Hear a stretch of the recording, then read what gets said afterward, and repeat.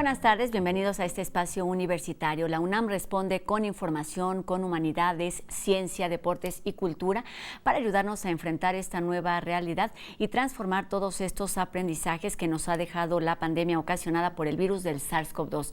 Esta tarde estaremos hablando sobre nuestras dudas y también sobre las inquietudes y la incertidumbre que ha ocasionado la sustancia de la hidroxicloroquina, uno de los medicamentos que más han sido mencionados para atender y tratar la enfermedad de COVID-19.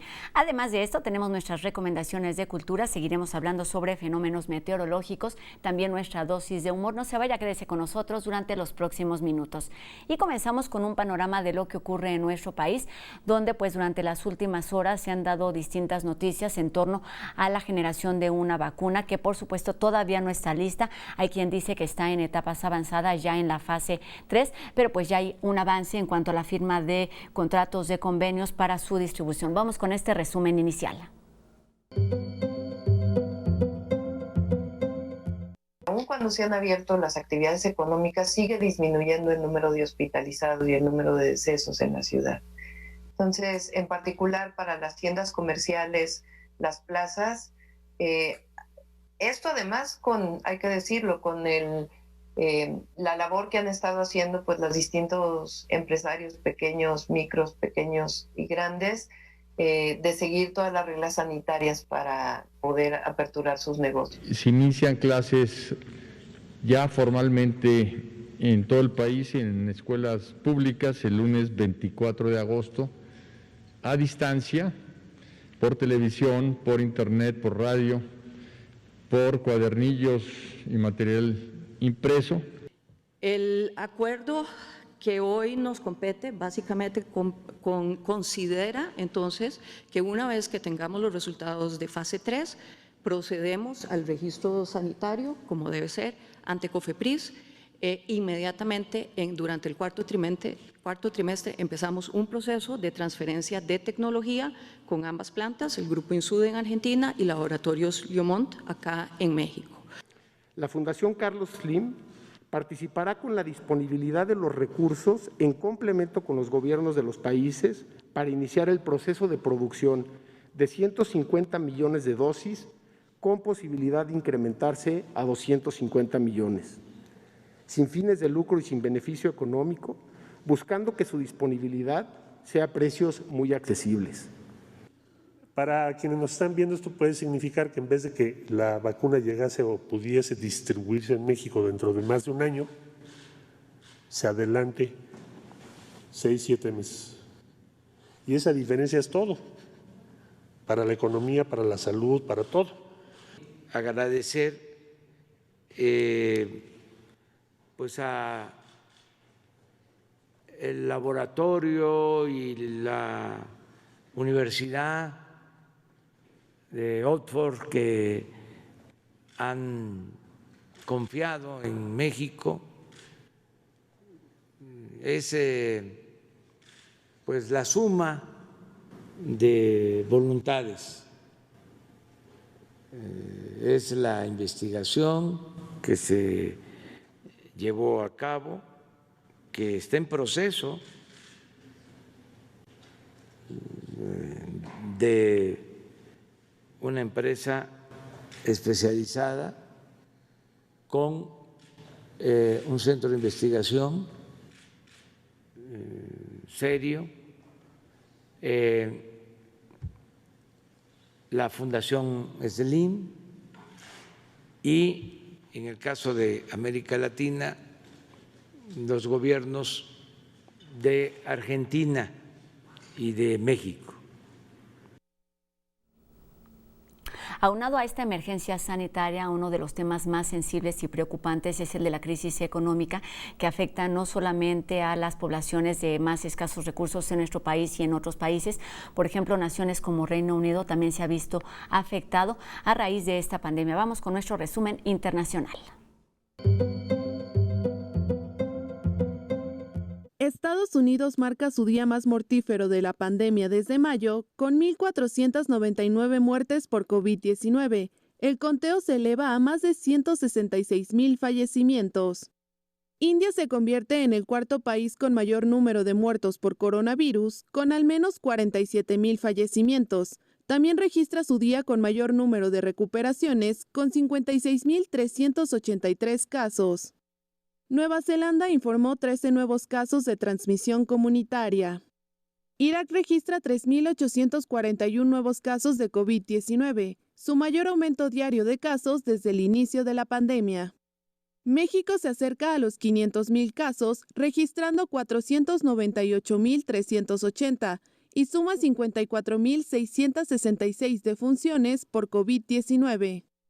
En Europa, las tasas de COVID-19 han incrementado en España, Alemania, Grecia y Francia. Los gobiernos europeos se mantienen en la lucha con la reapertura y la contención de los brotes. Francia registró su mayor aumento de casos diarios desde que se suavizaron las restricciones, con 2,524 infecciones en las últimas 24 horas. Gran Bretaña realizó su primer concierto socialmente distanciado, con cercas armadas para máximo 5 personas y distanciadas una de otras a 6 pies. En Alemania, miles de estudiantes regresaron a las aulas esta semana bajo medidas de seguridad sanitaria. Los casos siguen aumentando en el país más poblado de la Unión Europea. México y Argentina producirán hasta 250 millones de dosis de la vacuna Oxford para América Latina, informó Alberto Fernández, presidente de Argentina. Filipinas comenzará los ensayos clínicos de la vacuna rusa en octubre. Estaremos muy atentos a estas noticias y bueno, el cuidado de nuestra salud no es un asunto menor, por lo que para nosotros aquí en la UNAM Responde es importantísimo seguir escuchando sus dudas y sus comentarios a través de nuestras redes sociales y los números de WhatsApp que ustedes ya conocen para que el doctor Carlos Rosales nos ayude a responderlas. Esta tarde se refiere a la eficacia de algunos tratamientos para atacar la enfermedad de COVID-19. Buenas tardes, doctor. Gracias, Rosa. Buenas tardes. Seguimos con las preguntas de nuestro público. Sara nos pregunta, ¿es recomendable usar el factor de transferencia? Ya hemos comentado que el factor de transferencia es un extracto dializable de leucocitos. Esto es una mezcla no definida de sustancias que pueden tener efectos positivos o negativos sobre las células del sistema inmunológico. Como su composición no es conocida y sus efectos no son predecibles, su uso no se recomienda. Puede ser muy peligroso. De igual manera, la dirección de la Coordinación de los Institutos Nacionales de Salud ha indicado que los siguientes tratamientos para COVID no se recomiendan: la terapia de células madres, el dióxido de cloro, no deben usarse, pueden ser muy tóxicos. La hidroxicloroquina, la nitazoxanida, ivermectina, acitromicina, ninguno de estos fármacos que se usan para otras enfermedades ha demostrado efectos sobre el coronavirus. El oseltamivir es un antiviral que solo se recomienda para influenza. Hay otros tratamientos que están todavía en estudio. El remdesivir y el favipiravir son dos antivirales que en estudios pequeños han mostrado un posible efecto, pero no está claro todavía. Su uso no se recomienda por el momento porque siguen en estudio. El único tratamiento recomendado por los institutos de salud es el antiinflamatorio dexametasona, pero este solo es recomendado para condiciones graves y solo y exclusivamente cuando es recetado por un médico. Por tanto, no hay tratamientos para combatir el COVID-19 que no sea la supervisión de su médico. Lo mejor es evitar la infección. Siga las recomendaciones para evitar contraer la enfermedad. Gracias. Regresamos con Rosa al estudio de TV UNAM.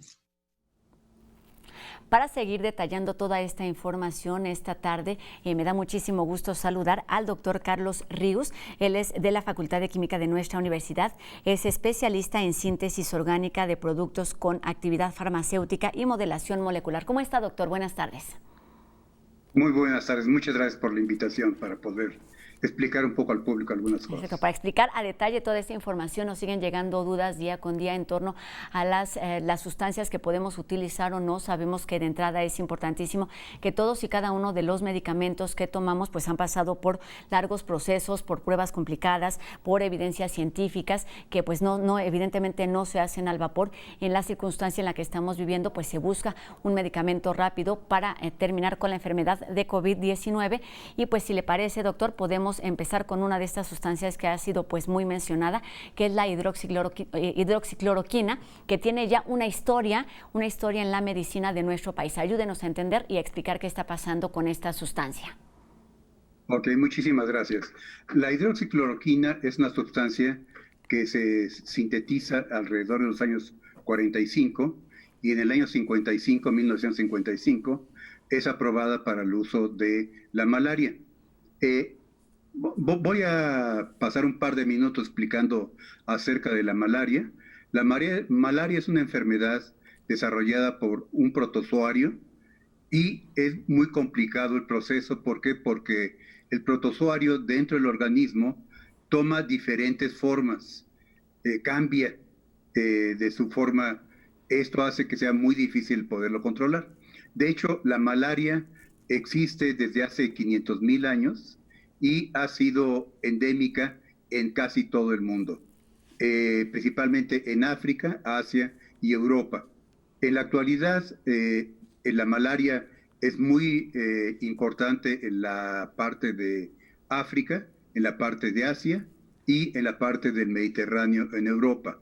Aquí en América hay ciertas regiones donde todavía está la malaria y durante la malaria se conoce y ya se da documentos en los Vedas hindús hace 3,500 años y ya Hipócrates, el padre de la medicina griego, hace 2,500 años menciona la malaria, pero no había nada para curarla. De hecho, Alejandro Magno, cuando empieza a conquistar el mundo, que conquista el imperio egipcio, empieza a conquistar Asia Menor, toma el imperio más grande que había en aquellos tiempos, el imperio persa, lo derrota y llega a las fronteras de la India, de lo que es ahora la India, y muere a los 32 años debido a la malaria. Aquí en América, debido al aislamiento que se tenía, no existía la malaria. Sin embargo, con la venida de los españoles se introdujo la malaria, pero se encontró en el Perú un árbol, el árbol de la cinchona, que en su corteza tenía un extracto que podía curar la malaria.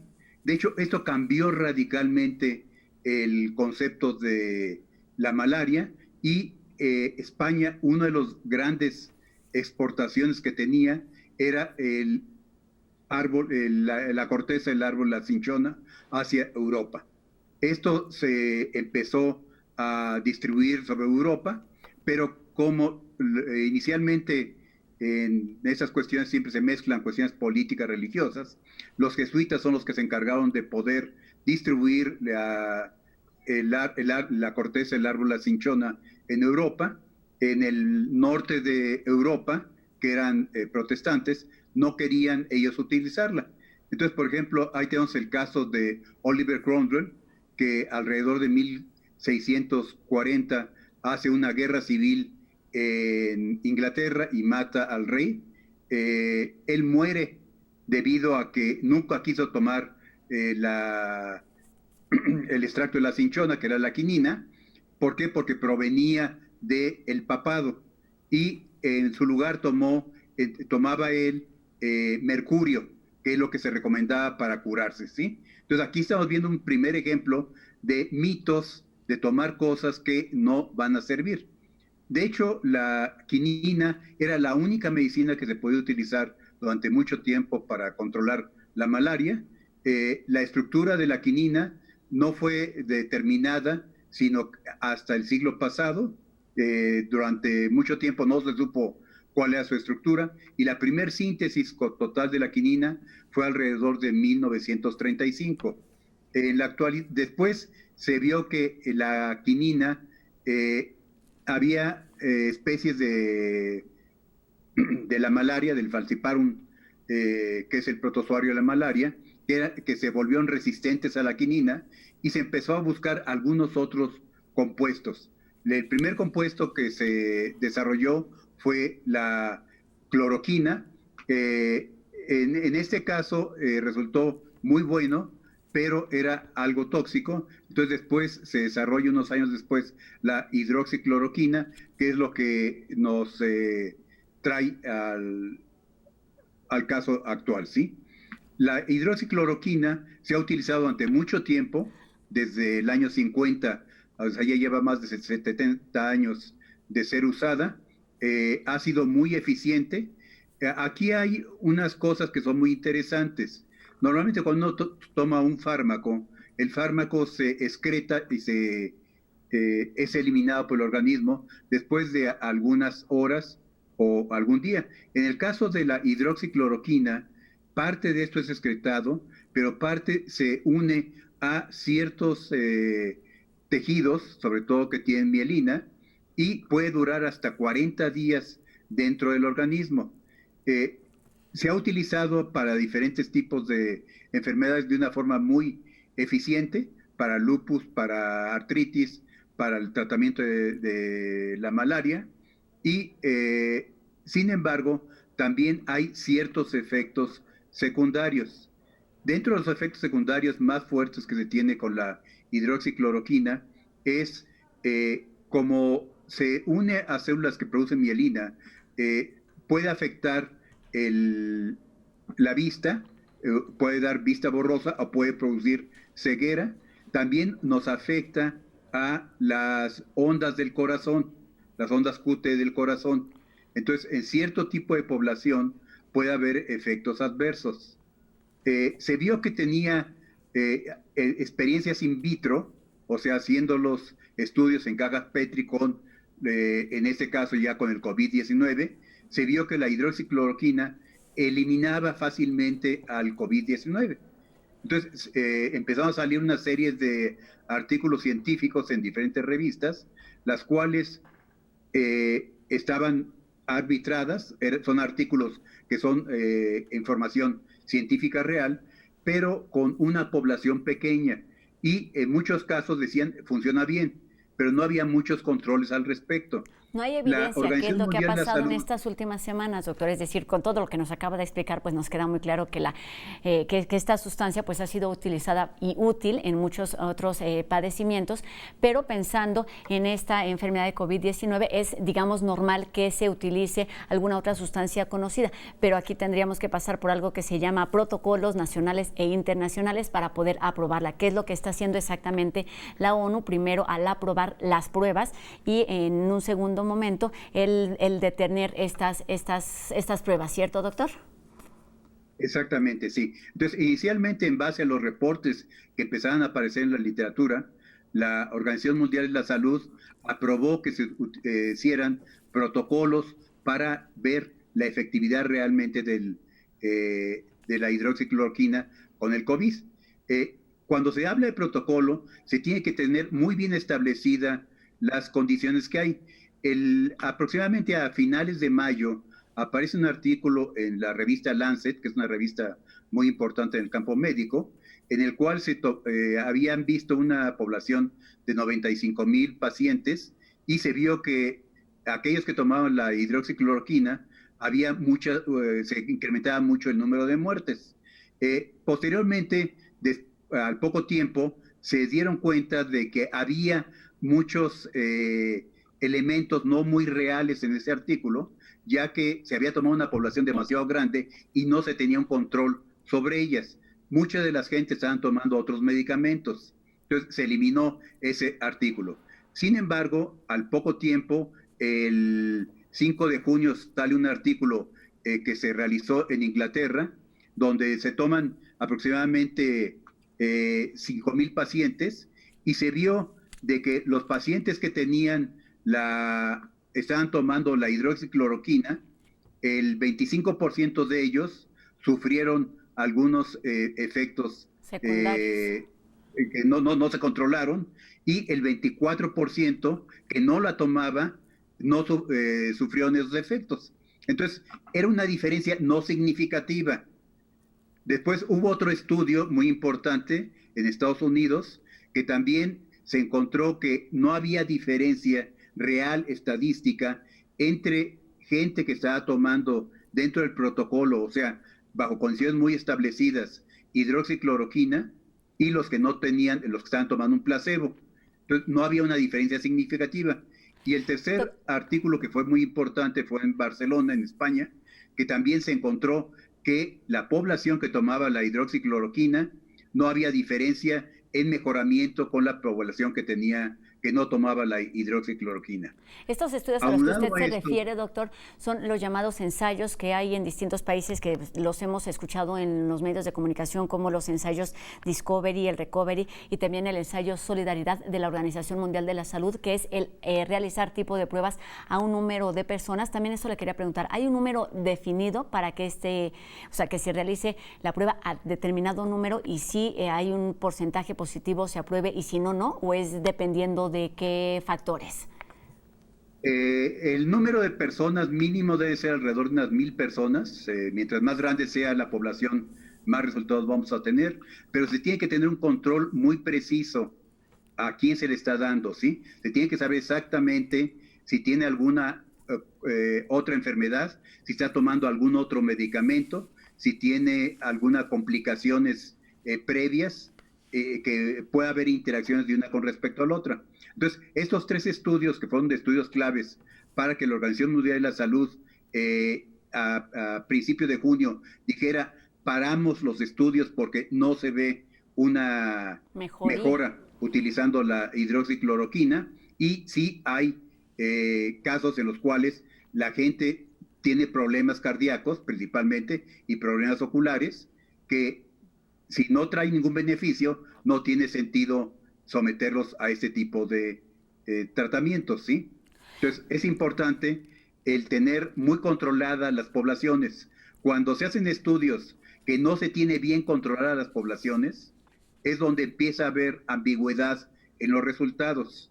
Entonces, aquí ha actuado de una forma muy concreta y muy honesta la Organización Mundial de la Salud, diciendo, no existen realmente evidencias en base a los resultados que hay ahorita de la actividad de la hidroxicloroquina. Es decir, una cosa importante es de que los resultados, los estudios que están realizando ahorita, hay más estudios que están realizando, no se van a parar hasta que se terminen esos estudios. Entonces, esto va a comprobar que realmente no tiene ninguna eficiencia la hidroxicloroquina. Y se seguirá usando para los padecimientos que ya se conoce, y se seguirán haciendo pruebas en distintos países, y por supuesto tendría que ser la Organización Mundial de la Salud o estas instituciones a nivel internacional quienes aprueben o no el uso de esta y otras sustancias para la enfermedad de COVID-19. Doctor, se nos terminó este primer bloque de entrevista. Regresaremos para hablar de otras sustancias y de otras posibilidades para atender este padecimiento. Le pido que nos permitan unos minutos. También los invito a que se queden. Y después de la pausa volvemos con las recomendaciones de cultura, nuestra dosis de humor y mucho más. No se vayan, esto es La UNAM Responde.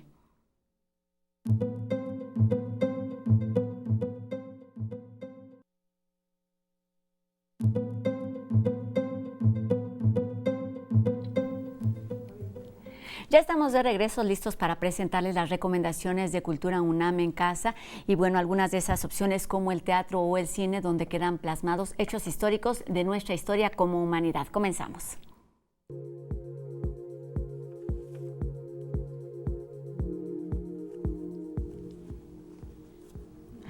Mañana viernes se estrena una puesta en escena que este año se presentó en teatros de nuestra universidad y que ahora estará disponible para poder contemplarla desde la comodidad de nuestras casas. La Escuela del Dolor Humano de Sichuan relata historias de seres con cuerpos extraordinarios que experimentan el dolor en sus diferentes formas. Esta obra aborda además una investigación documental sobre los contextos en los que concebimos esta sensación, mezclando realidad y ficción.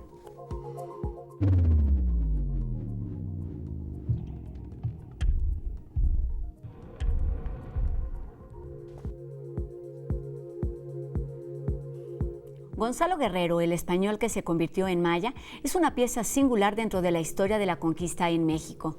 Este personaje, que nació y creció en España y al llegar con Hernán Cortés a la península de Yucatán se enfrentó a algunos hechos que terminaron por convencerlo de incorporarse a la cultura maya.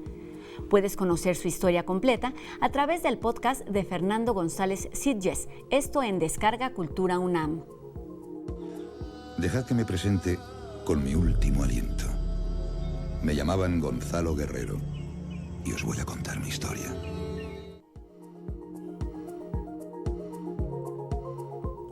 Los abusos de poder y la brutalidad policial son variantes de la violencia que padece México. El escritor Federico Reyes Heroles reflexiona en torno a este tema que visibiliza enormes problemáticas que aquejan a México desde hace ya algún tiempo, pero que durante este obligado resguardo han quedado al descubierto.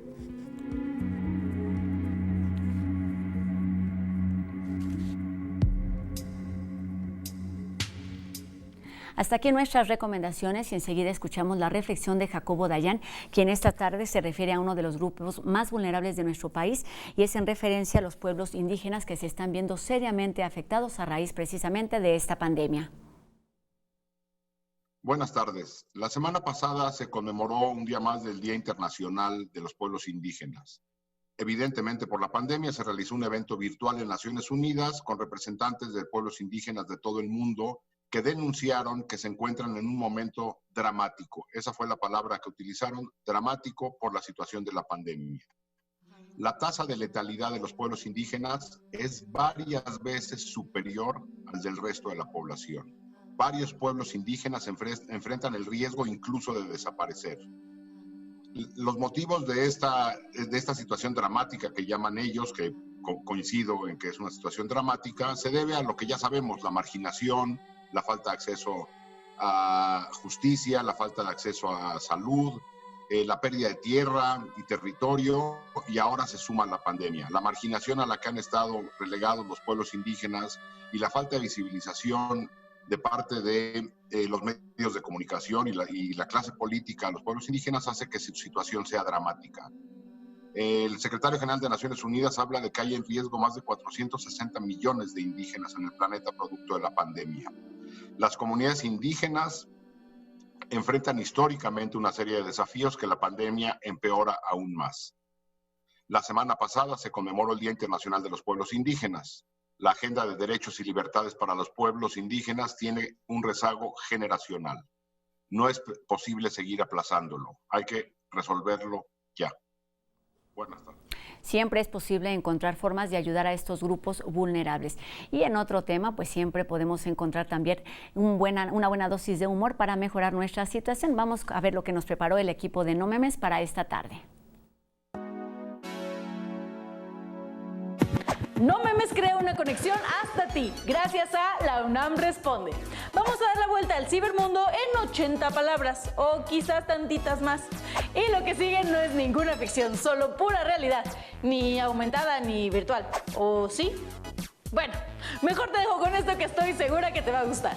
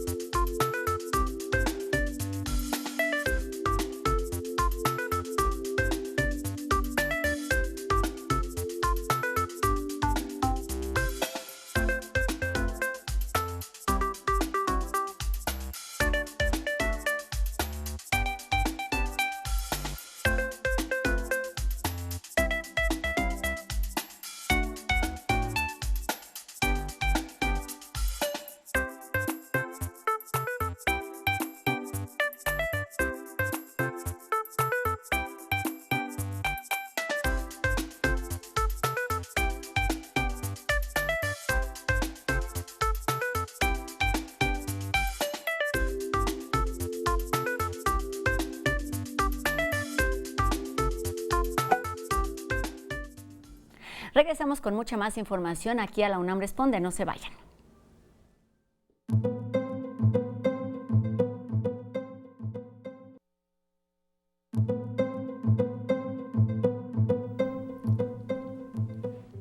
Y comenzamos este último bloque con la voz de la doctora Nabila Delgado, quien pertenece al Instituto de Investigaciones Jurídicas de nuestra universidad, quien se suma a esta reflexión sobre lo que sucederá cuando se abran las puertas. Cuando se abran las puertas. La reflexión de Humanidades UNAM sobre el futuro. Soy Nabila Delgado, técnica académica del Instituto de Investigaciones Jurídicas de la UNAM. Cuando se abran las puertas, será importante aprender de lo vivido en confinamiento, tanto en lo individual como en lo colectivo. En lo individual, el confinamiento nos obliga a convivir con nosotras mismas, lo cual para algunas personas puede ser una actividad rutinaria y para otras un verdadero reto emocional. A esto se suma la incertidumbre que provoca la presencia o ausencia de la enfermedad. El despliegue informativo que vemos sobre las actividades, sobre todo lo que sucede fuera de nuestras casas, y además también la manifestación más terrible de la pandemia, el duelo de aquellas personas que sufren la pérdida de un familiar en estos momentos de sana distancia.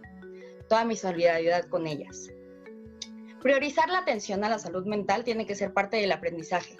Nacional y mundialmente se ha puesto sobre la mesa el tema porque los estragos del confinamiento se sumaron a los de la pandemia y podrían extenderse aún más tiempo que la presencia de la enfermedad provocada por el COVID-19.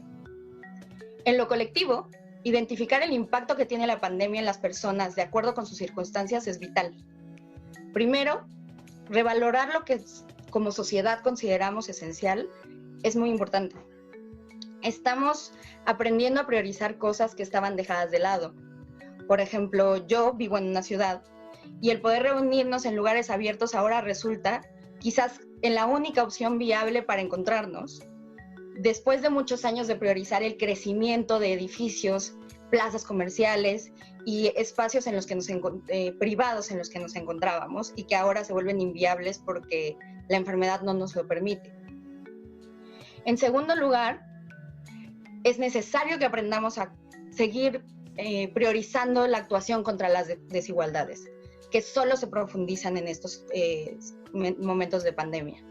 Hablamos del confinamiento, los que tenemos la dicha de tener una vivienda, pero tenemos que incluir también en este aprendizaje a quienes no la tienen o está precarizada. En tercer lugar, también tenemos que asumir que hay profesiones que se deben adaptar para ser útiles ante los efectos de la pandemia, sin dejar de atender los grandes problemas del país a los que se les debe buscar solución, a pesar de encontrarnos en emergencia. Por ejemplo, los abogados se encontraron con tribunales cerrados y estas mismas instituciones tuvieron que adaptarse. Y ahora veremos la proliferación de juicios en línea que antes estaban muy limitadas. Al menos en el Instituto de Investigaciones Jurídicas, los esfuerzos de nuestros investigadores y de nuestro equipo administrativo se volcaron al apoyo de solucionar las dudas jurídicas sobre la pandemia y se creó una guía jurídica, así como se han elaborado y coordinado numerosos eventos para solucionar dudas sobre el tema. En todos los casos, es importante que demos valor a las luchas que están librando las personas en circunstancias tan complicadas como las que nos encontramos.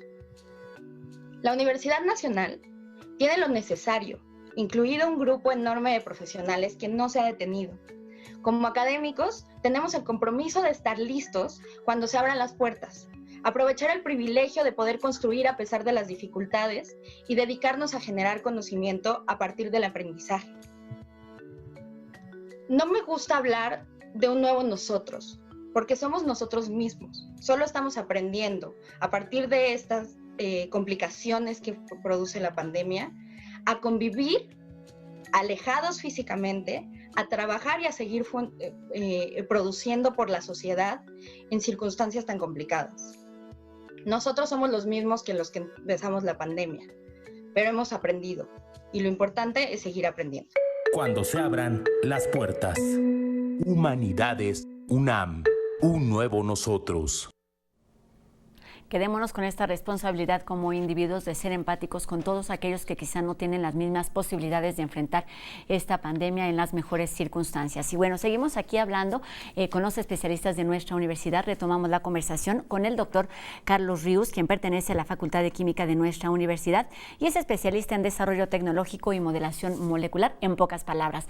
Doctor, pues hablábamos ya a detalle de lo que sucede con esta sustancia, pero lo que tiene que suceder con esta y con otras sustancias que sean aprobadas para atender cualquier padecimiento es el que sean aprobados, que tengan un reconocimiento científico. ¿Cuál es el procedimiento y cuál es la importancia de que pasen por estos procesos que generalmente son más largos que lo que ha sucedido con esta crisis sanitaria por COVID-19, doctor?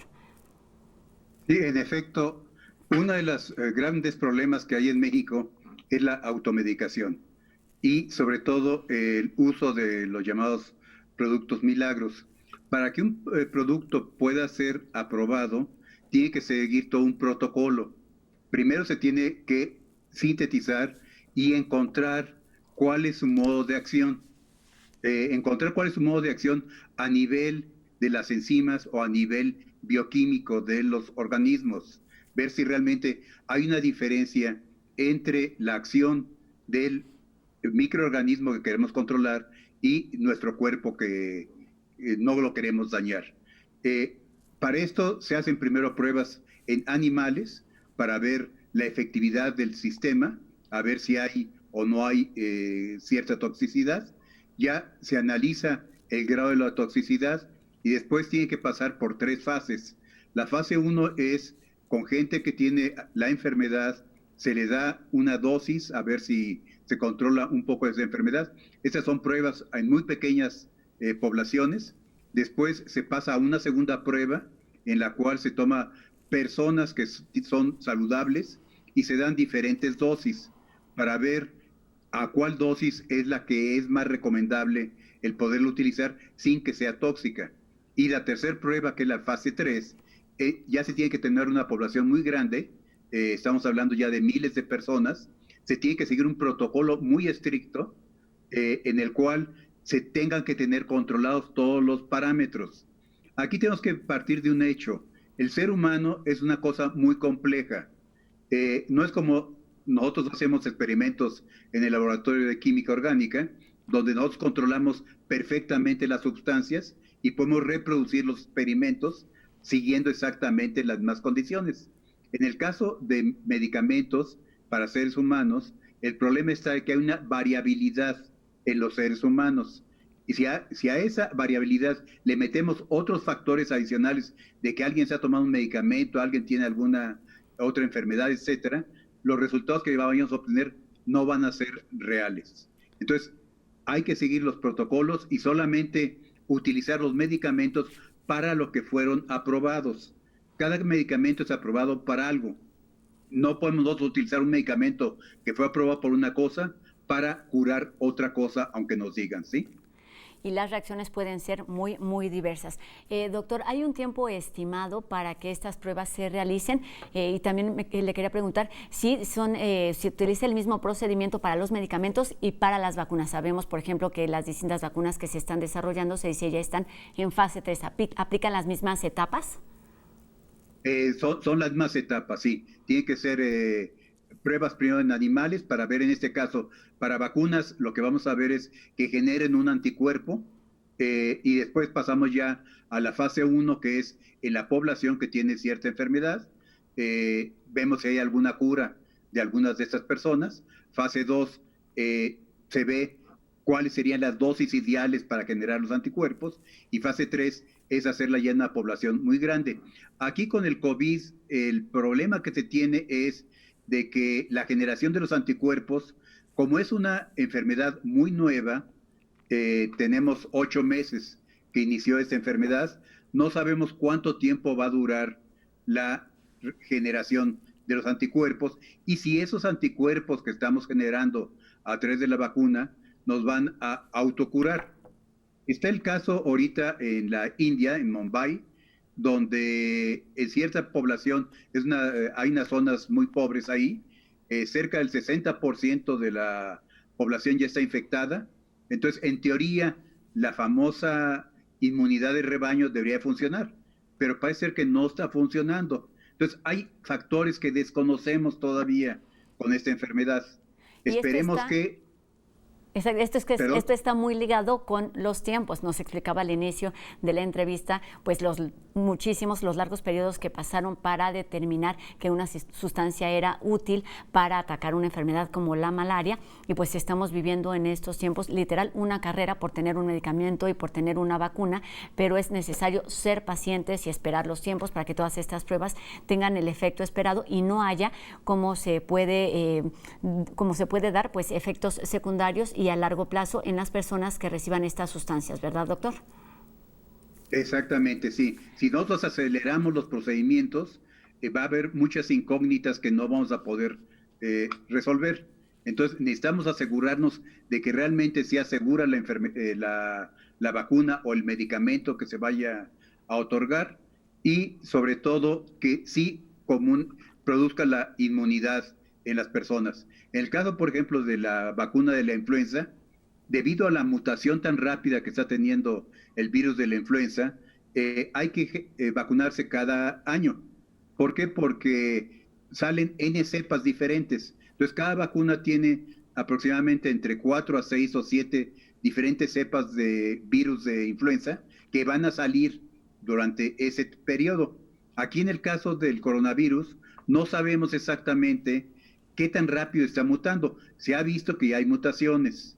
Se ha visto que algunas cepas son más virulentas que otras cepas. Se generará la inmunidad con la vacuna que se está desarrollando. La verdad es una incógnita. No debemos de apostar al 100% que ya se resolvió el problema, ¿sí? Todavía estamos en el camino de resolver el problema. No acelerar los procesos y seguir haciendo lo que podemos hacer, que es cuidarnos y usar el cubrebocas, la distancia y pues las demás medidas de distanciamiento y de higiene que ya conocemos. Doctor, comenzamos hablando de esta, que es una de las sustancias más mencionadas, que es la hidroxicloroquina, pero hay otras sustancias que también han sido muy anunciadas y que hay mucha gente que asegura tiene efectos positivos. Me gustaría que nos diera su opinión sobre, por ejemplo, el dióxido de cloro. Sí, definitivamente el dióxido de cloro no se recomienda para esta enfermedad, a pesar de que hay muchísimos testimonios, hay mucha gente que dice que se siente muy bien, que se ha curado, que no tiene ningún problema, ¿sí? El dióxido de cloro es una sustancia que se utiliza hace como 100 años para desinfectar agua, pero el hecho que se utilice para desinfectar agua no quiere decir que yo lo pueda estar tomando para eliminar el COVID. La dosis permitida en desinfección de agua es de 0.8 partes por millón, ¿sí? O sea, son 8 miligramos por litro de agua. En el caso de las dosis que están recomendando para tomar el dióxido de cloro para el COVID, es por vía oral, que fluctúan entre 300 a 3,000 partes por millón. O sea, estamos una cantidad muchísimo más alta. Ahora, el dióxido de cloro funciona porque es un agente altamente oxidante. Oxida las proteínas de las bacterias y de los virus, pero no hay una selectividad en estos oxidantes. Entonces, de hecho, en el laboratorio de química, revisando la literatura, hay más de 450 reacciones de oxidación que se pueden realizar utilizando dióxido de cloro. Entonces, si yo me lo tomo, no solamente me va a oxidar o tratar de oxidar al virus, sino que primero empieza a oxidarme las diferentes células que tiene mi organismo. Y una cosa que es muy importante, y algún argumento que dan los promovedores del dióxido de cloro, es que es diferente cuando es un organismo multicelular que es un organismo unicelular. El virus nada más es una sola entidad. Resulta de que nosotros tenemos una cantidad de bacterias dentro de nuestro organismo que es superior al número de células de nuestro organismo. Esta cantidad de bacterias son las que nos sirven para poder vivir dentro de la Tierra, ¿sí? Y se han ido adaptando a través de los miles de años. Y, por ejemplo, en la flora intestinal tenemos una gran cantidad de bacterias que nos producen la digestión. En la piel, en diferentes partes de la piel, en la cara, en las axilas, en los brazos, tenemos diferentes tipos de flora, bacterias, que nos ayudan, bacterias y levaduras, que nos ayudan a podernos mantener sanos. Si nosotros destruimos esas bacterias, pues vamos a tener problemas. Cuando uno toma un antibiótico, uno de los problemas secundarios es que produce diarrea. ¿Por qué? Porque acabamos con la flora intestinal. Entonces hay que restablecer esa flora intestinal.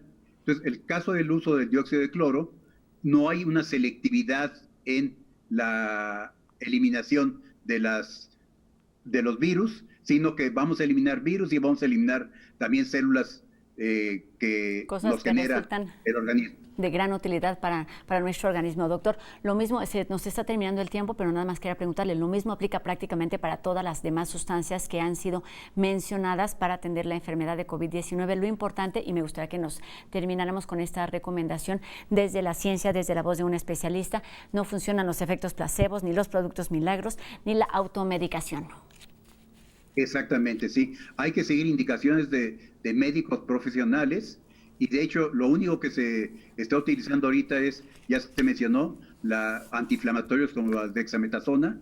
La heparina también se utiliza para evitar la formación de los trombos en los pulmones, pero no hay ningún medicamento ahorita.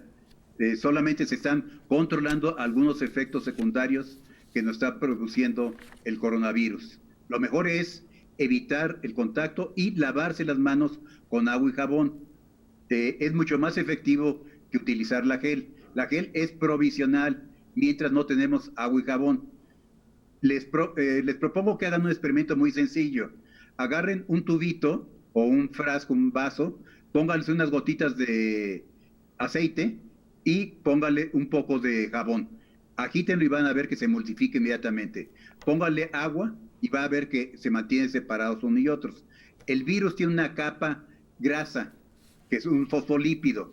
El jabón sirve para destruir esa capa grasa. El gel tiene etanol.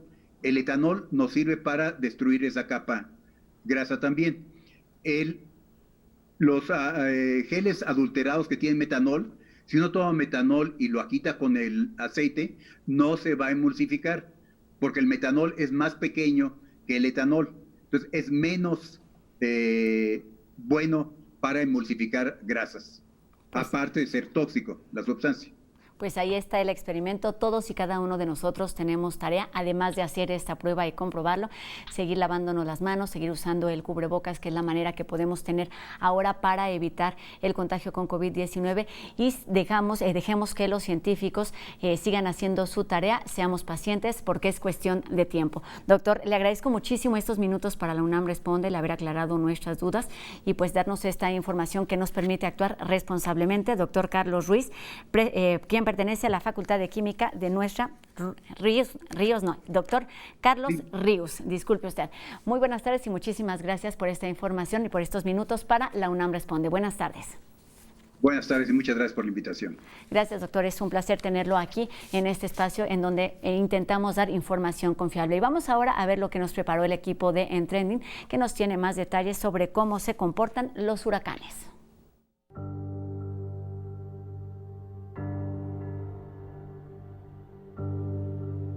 No cabe duda que la fuerza de la naturaleza es extraordinaria.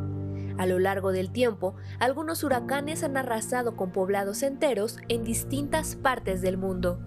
Pero para entender por qué son tan devastadores, primero debemos conocer el origen de su formación.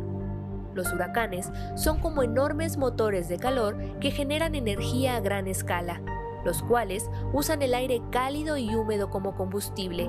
Por esta razón, se forman en océanos de agua templada cercana al Ecuador, donde la temperatura del agua supera los 26 grados Celsius durante el verano. Ese es un ingrediente muy importante porque el huracán o el ciclón va a sacar la energía del océano y la va a transformar en energías de los vientos, en energía cinética. Entonces ahí tenemos ese reservorio de calor y de energía muy importante para que se forme. Y por otro lado también necesitamos que haya poca diferencia en la dirección del viento entre los niveles bajos cerca de la superficie y la altura, a la altura del tope de las nubes. ¿Por qué? Porque queremos que la convección sea bastante vertical para que el sistema se organice en la vertical. Los vientos que circulan en direcciones opuestas se combinan, haciendo que la tormenta comience a girar. A medida que se va desplazando sobre el océano, se forma un agujero en el centro conocido como el ojo del huracán, un área de calor de aparente calma y poca nubosidad, rodeado de una pared, compuesta por nubes densas donde se localizan los vientos más intensos de la tormenta. Tenemos en algún lugar, por ejemplo, en el Atlántico cerca de África, que se forma una onda tropical, empieza a haber convección la temperatura de la superficie del mar es caliente y justamente esos días hay poca, lo que llamamos nosotros cortante, o sea, la diferencia del viento entre estos niveles. Entonces se consolida un ciclón tropical. Cuando un huracán toca tierra se debilita, pues deja de alimentarse de la energía de los océanos templados. Sin embargo, puede ocasionar enormes daños antes de desaparecer. Los fuertes vientos provocan la caída de árboles o casas, inundaciones debido a las intensas lluvias, además del desborde de ríos y deslaves. Otro efecto es el oleaje, ¿no? Entonces, por ejemplo, se generan olas en el mar que afectan las zonas costeras, afectan la navegación, provocan erosión, son destructivas. Otro efecto es lo que llamamos la marea de tormenta, que es el apilamiento de agua por los vientos del ciclón tropical. Apilan el agua en las costas, sube el nivel del mar y además, sumado a las olas, pueden provocar grandes inundaciones que pueden ser sumamente peligrosas y destructivas. Hasta ahora, todo pareciera catastrófico, pero aunque cueste creerlo, los huracanes son parte importante de la vida en la Tierra y proporcionan grandes beneficios.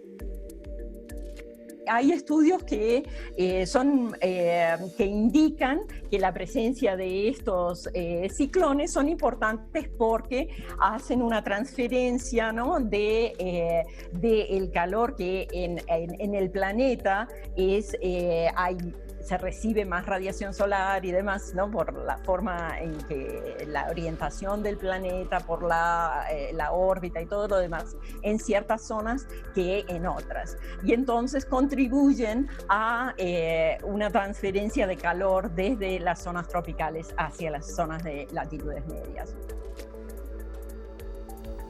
Enseguida les presentamos la cápsula de Deportes UNAM, quien sabemos, pues el practicar algún tipo de deporte no solamente ayuda a nuestra salud física, sino también a nuestra salud emocional. Veamos. Hola, mi nombre es Daniela Pumas. Esta vez vamos a trabajar unos ejercicios para fortalecer nuestro abdomen y nuestro pecho.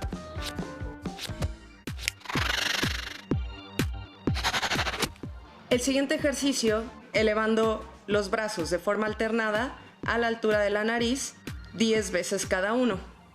Es importante que recuerden que antes de elevar una mano, la otra esté bien apoyada en el escritorio para evitar accidentes. Después de 10 repeticiones, descansamos y repetimos 2 series más. Pumas, si quieren ver más ejercicios, chequen nuestra página www.deporte.unam.mx. Hasta la próxima. Cuidemos nuestra salud física, mental y emocional, actuemos responsablemente, sigámonos cuidándonos a nosotros mismos y también a todos los que están hasta nuestro alrededor. Recuerden que seguimos recibiendo sus dudas y sus comentarios a través de nuestras redes sociales y también recuerden que tenemos una cita mañana completamente en vivo a las 2:30 de la tarde, por supuesto, por TV UNAM. Adiós.